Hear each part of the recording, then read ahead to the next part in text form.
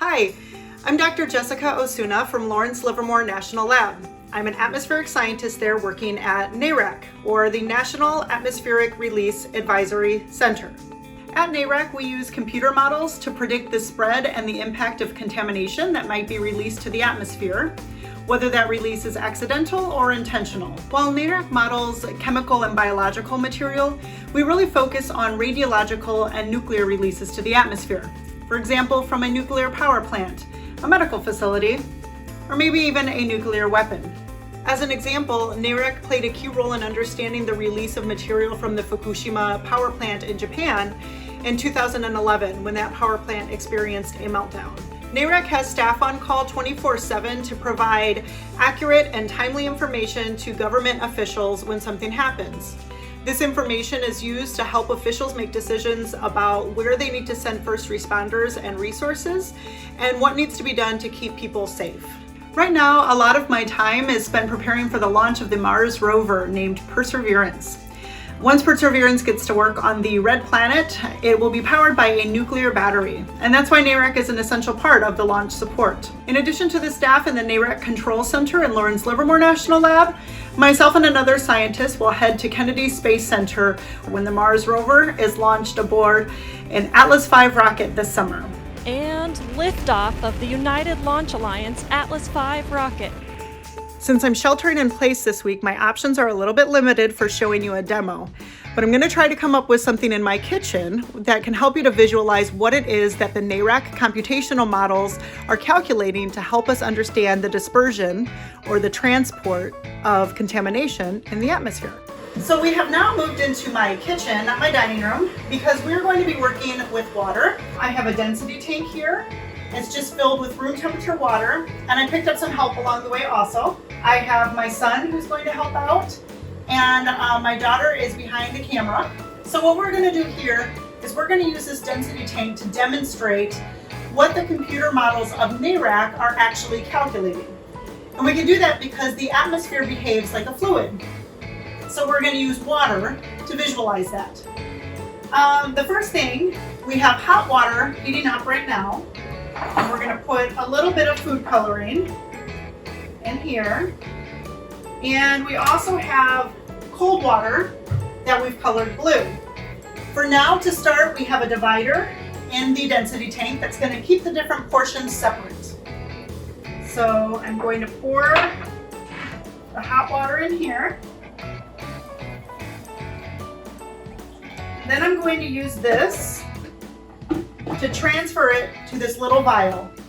And this little vial is going to act like a release of contaminant to the atmosphere. So we have our contaminant in our vial. I'm going to put a lid on it. And I'm going to put it into our density tank with room temperature water. And if I'm really careful, I can keep it standing up and take out the lid. Come on, there we go. And you can see that the hot water rises. And you can imagine if this was a contaminant that was warmer or less dense than the atmosphere around it, it would also rise because hot air or hot water is less dense. Now let's see what happens when we pour cold water. Can you show me your cold water? We have cold water that's blue. He's going to pour that right in the density tank. And you can see that that cold water tends to sink to the bottom. So now what happens if we let these two air masses or masses of fluid mix? Go ahead.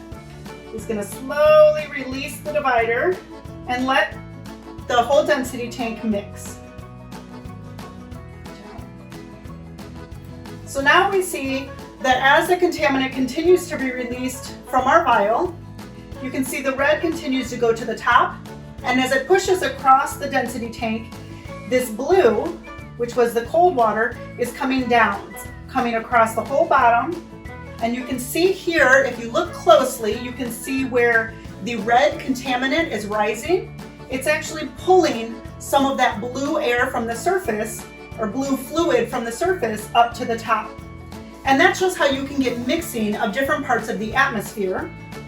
That can occur either due to the drag of that flow going upwards, or it can be due to the heat of our vial heating up the air around the vial and then that air rising. So this gives you a good idea of all of the dynamics that the computer models calculate when we are calculating where a contaminant in the atmosphere might go, how much of it is at the surface, and how much of it is up high. And of course, people live at the surface, and so we want to know how much contaminant or what the concentration of that contaminant is at the surface. Hopefully this very simple demonstration that we're doing from our kitchen while we're sheltering in place here, hopefully this helps you to visualize what it is that NARAC models with their computer models. Okay, so I've told you a little bit about NARAC, and we've done the demo, and so I thought I'd tell you just a little bit about myself and how I ended up in a STEM field.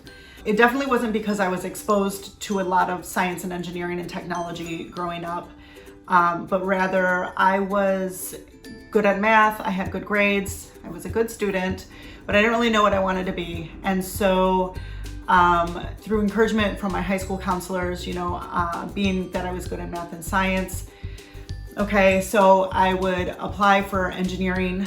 Once I got to college, luckily I had some really good mentors that helped me to kind of align my interests with my skills and the things I value as a job. So growing up in the Midwest, I loved going outside and observing all the crazy weather, more in the summer than in the winter. And I really wanted to have a job that had a clear mission.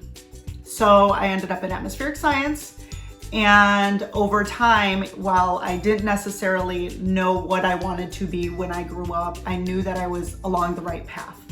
So if I had to tell my high school self one thing, it would be, don't focus so much on knowing your exact plan.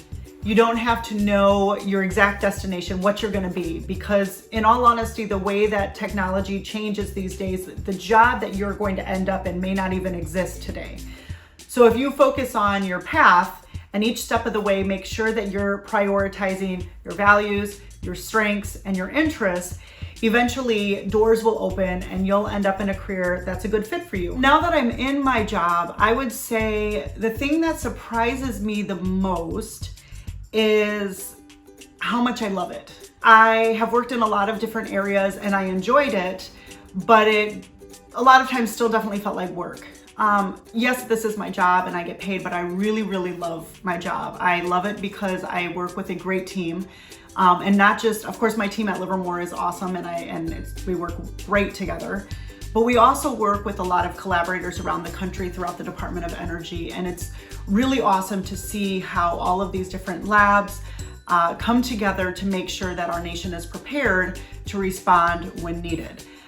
So that's the other thing that I really like about my job is that there's a very clear mission. It feels important and valuable to me to be preparing to support our country's safety and international safety as well. There's always something new that I can learn. There are a lot of parts of my job that I didn't know much about when I started, but with doing my PhD, I learned that I'm good at learning.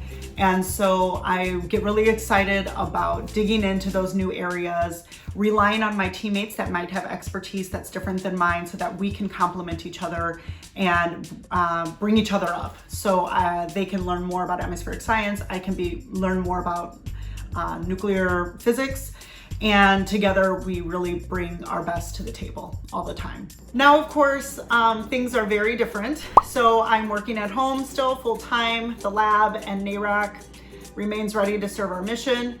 And when I'm done with work, I'm enjoying time with my kids, and we are doing puzzles and playing games, and of course trying to stay busy, keeping the kids educated, stay fit, go on walks. And so I hope that all of you are also finding ways to make it enjoyable, to stay home, stay safe, and stay healthy. All right, thank you.